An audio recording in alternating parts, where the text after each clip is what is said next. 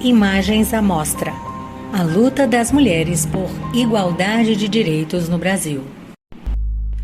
No decreto da Era Vargas estava claro: as mulheres não podiam praticar esportes incompatíveis com as condições de sua natureza.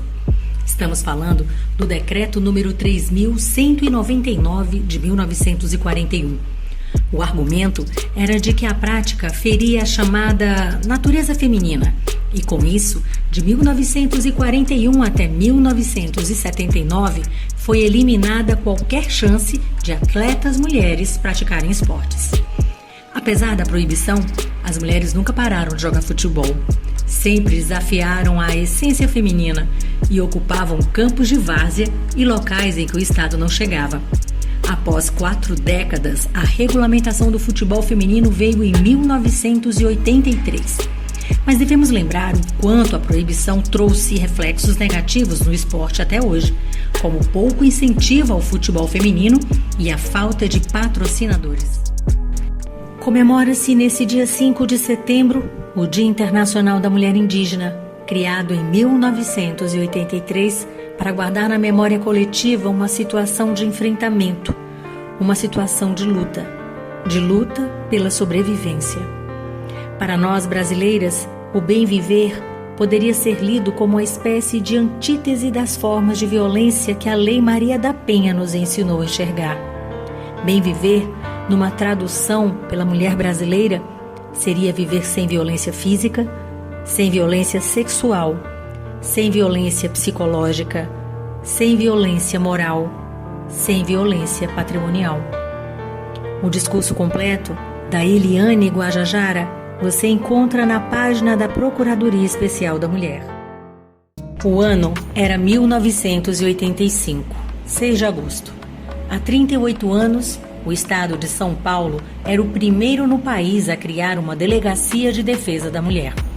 A iniciativa foi pioneira no mundo todo. Rosemary Correia, conhecida como a delegada Rose, foi a primeira delegada titular. Um estudo inédito feito por pesquisadores de universidades brasileiras e do Canadá concluiu que a presença da Delegacia da Defesa da Mulher nos municípios experimenta uma redução na letalidade violenta contra mulheres entre 10% e 13% na média. Segundo o IBGE, o Brasil tem 404 delegacias de atendimento à mulher, apenas 7,3% dos 5.560 municípios.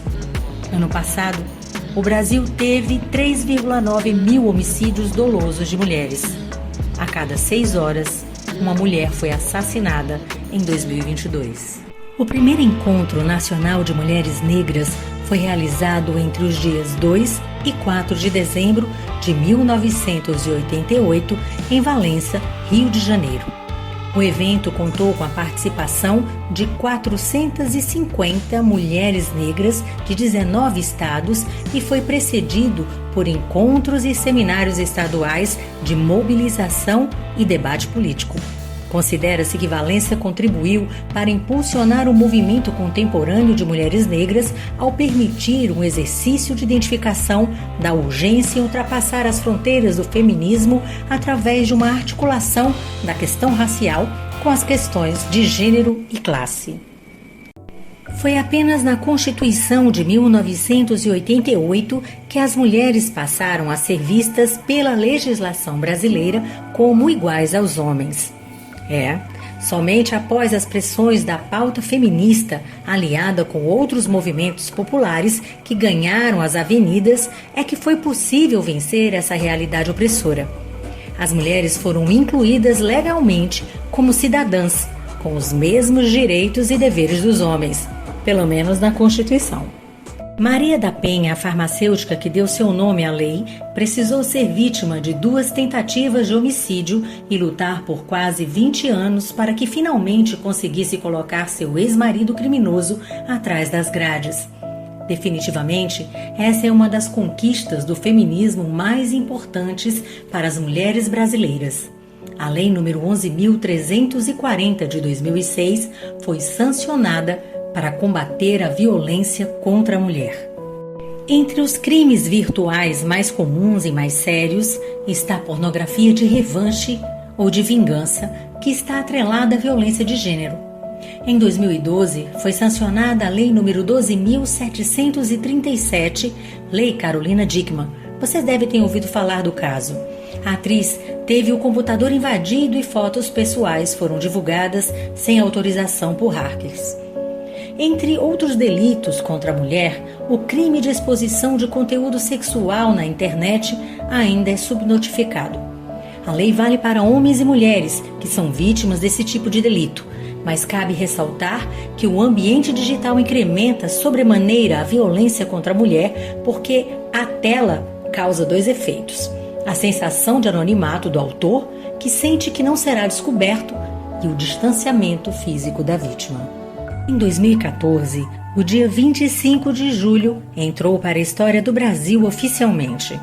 Reconheceu-se a data representativa da luta travada diariamente por mulheres negras. Inúmeras pesquisas realizadas nos últimos anos mostram que a mulher negra apresenta menor nível de escolaridade, tem jornadas de trabalho mais longas e menores rendimentos. Dilma Rousseff, então presidente do Brasil, sancionou a Lei nº 12.987, criando o Dia Nacional de Teresa Benguela e da Mulher Negra. A ideia era ter um símbolo que representasse as batalhas do dia a dia das mulheres negras, assim como a imagem do Zumbi dos Palmares. No dia 9 de março de 2015, a Constituição Federal reconheceu, a partir da Lei nº 13.104, o feminicídio como crime hediondo, o assassinato de mulheres por serem mulheres. A nova legislação alterou o Código Penal de 1940 e estabeleceu o feminicídio como circunstância qualificadora do crime de homicídio. Também modificou a Lei de Crimes Hediondos de 1990 para incluir o feminicídio na lista. Com isso, o crime de homicídio simples tem pena de 6 meses a 20 anos de prisão e o de feminicídio, um homicídio qualificado, de 12 a 30 anos de prisão. Ser mulher ainda, infelizmente, é motivo para vivenciar situações de assédio e violência no dia a dia. A ocorrência desse tipo de prática contra as mulheres é tanta que a pauta precisou incluir em suas ações a defesa da lei que caracteriza o assédio como crime. Apesar dessa legislação garantir proteção às pessoas de todos os gêneros, a força do movimento foi essencial para que se tornasse uma realidade na sociedade. A partir da Lei nº 13.718, o assédio passa a ser considerado crime no Brasil. Não é não. A Lei de Violência Política de Gênero, sancionada em 8 de agosto de 2021, representou uma vitória para a bancada feminina no Congresso. Porém, mais da metade dos partidos políticos brasileiros ainda não se adequou às regras. A inclusão de mulheres no percentual de no mínimo 30% para os cargos no Legislativo ainda não é cumprido por grande maioria dos partidos. A norma inclui no Código Eleitoral o crime de assediar, constranger, humilhar, perseguir ou ameaçar, por qualquer meio, candidata a cargo eletivo ou detentora de mandado eletivo. Março, mês da mulher. Histórias que a memória não esquece.